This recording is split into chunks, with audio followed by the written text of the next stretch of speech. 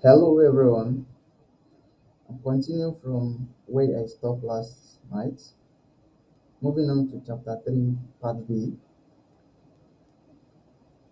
In cooperation with frontier organizations with minaz-abi IT training, I have my own reserve to be building as your network plus instructor, and as well my partner, which is known as Don Thiering instructor, cybersecurity instructor as well. So this has been an amazing partner that have been we have been together as a senior colleague. Moving straight up, we want to talk about those devices that are attached to each of these layers, the OSI model layers. Now, one of them we are going to talk about is hub. Hub operates at layer 1. And what is the major function of hub? Hub connects the client, which is the computer system, to a central, which is where they can communicate with one another. Then the limitation of hub is very simple. When you send packets to the hub broadcasts it to other ports. So as a result of that, there is no any kind of secret, and actually lead to what to to the slowness in communication in hub. And another disadvantage is that it leads to collisions of data in the process, whereby retransmission is going to take place. So as a result of this, e give birth to another device known as bridge. So this bridge come to an existence as a result of poor performances of hub. Now, what is the function of the bridge? The bridge try to connect two hubs together so that any system that connected to the hub and connect the hub together. So any system connected to the hub, it will read their MAC address so that when the hub want to transmit data or send a packet, it help them to direct it to the right destination instead of the packet to be broadcast among the ports. So this is this now come to rescue or to eliminate the problem of hub. But all the same, in terms of cost, is not wise because you are buying a hub as well as you are going to buy a bridge. So in terms of the cost, it is highly expensive. Moving on, as a result of this, the cost also give birth to another devices. And mind the bridge operates at layer 2, which is data link layer. Then e give birth to another devices known as switch. Switch is also a layer 2 devices which is data link operate in data link layer. Now this one dey the combination of hub and as well as bridge because the hub come with MAC address table. So immediately you connect any system to the switch and the switch is powered on, instantly it memorize all the MAC address that is connected to the system. E create a table for it which is known as MAC address table. So when you are sending your information, you send information from one system, you will not broadcast it among the port, rather you take it to the right destination. For instance, you are sending a packet from computer A, so definitely you will not branch computer B, you will not branch computer C, you take it straight up to computer D, like what I've just mentioned. So the destination MAC address and then the source MAC address is on the MAC address table to take the packet to the right direction. Moving on to this, we talk about Ethernet switch types. Now, coming to the switch, we have unmanaged, we have managed switch. The managed switch operates in layer 2, which is data link layer, and this kind of switch is unconfigurable. So you just plug it to the system, connect your cable to it, and it start doing its work. Now managed switch is it has three quality. It operate at layer 2 and as well as have the ability to operate at layer 3, which is network layer, and this managed switch is configurable. Majorly we use managed switch for a big network or enterprises network. So it's not just normal local area network, enterprises network. That is where we make use of what?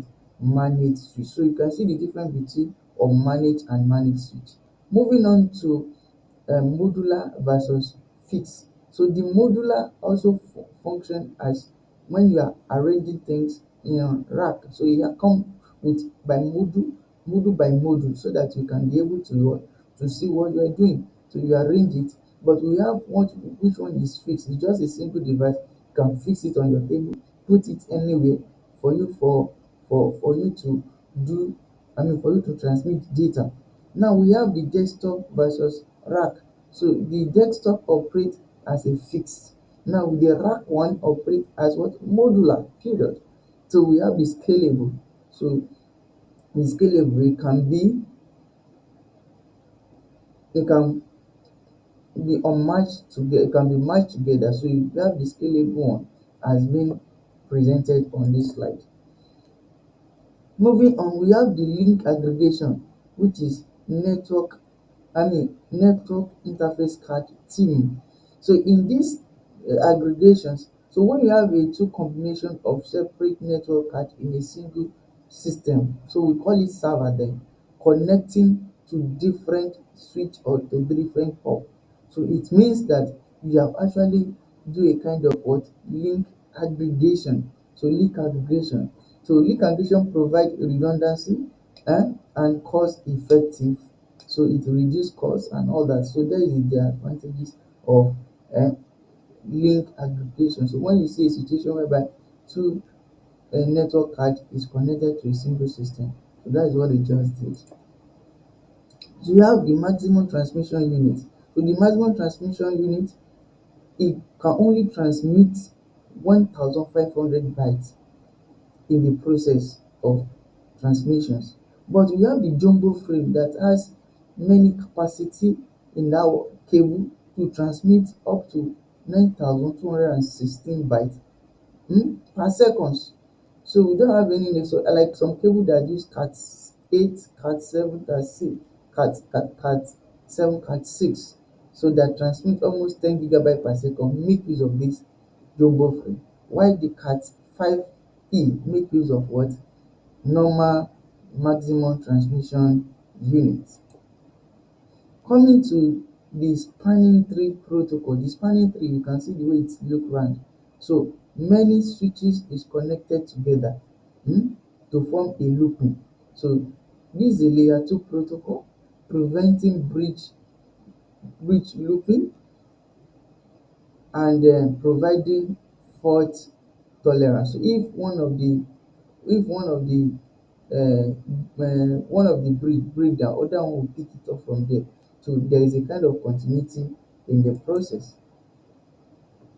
You have power over Ethernet. So there are some devices that operate as power over Ethernet. So immediately you connect them, you automatically receive power from the RJ45 connections or any device connected to them.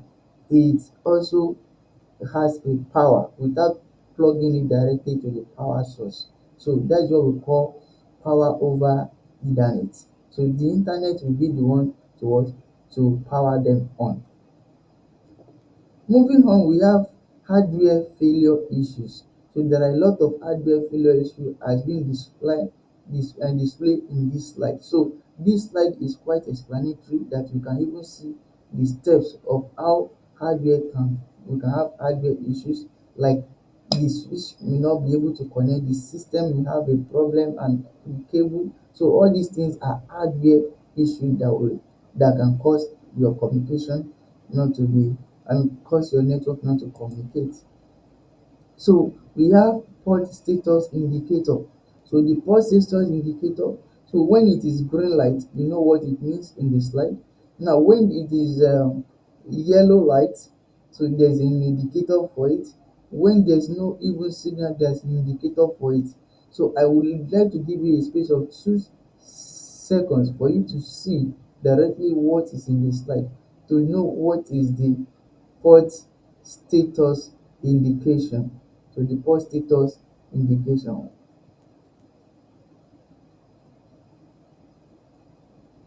All right, thank you so much. And this comes to the end of what? The